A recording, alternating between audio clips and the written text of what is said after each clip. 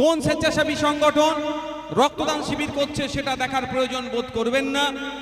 আপনারা আপনাদের 90 দিন বা 120 দিন পার হলেই আমাদের নাম শুধু বোম মারাতে দেখবে না, আমাদের ভাঙড়ের নাম শুধু জগ ছোড়া নেতার সাথে জড়াবে না, আমাদের নামের সাথে ইনফোসিস যুক্ত করতে হবে, অর্থাৎ ভাঙড় ইনফোসিস করতে হবে। এটা দিলাম আমাদের বুকের উপরে বসালাম ইনফোসিস।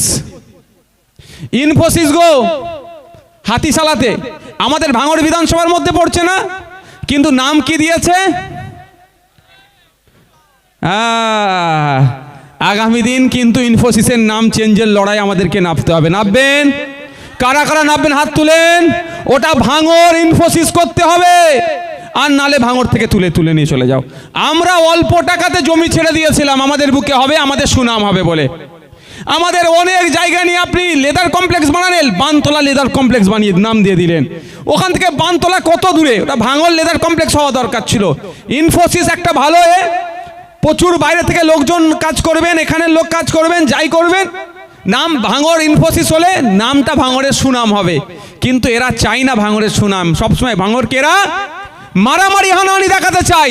তাই ভাঙড়ের প্রথম আমি অফিসিয়ালি চিঠি দেব, আমি দরকার লাগলে অফিসিয়ালি ভিজিট করব, ওখানে কর্তাদের সাথে কথা বলবো।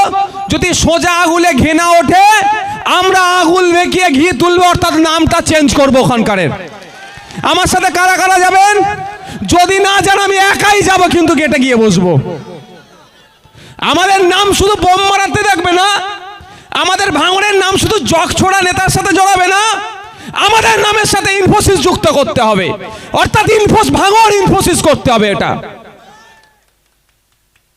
ছাড়বো না, কিন্তু আমি ছাড়বো না, আপনাদের বলে যাচ্ছি। প্রথমে অফিসিয়ালি দুটো করব।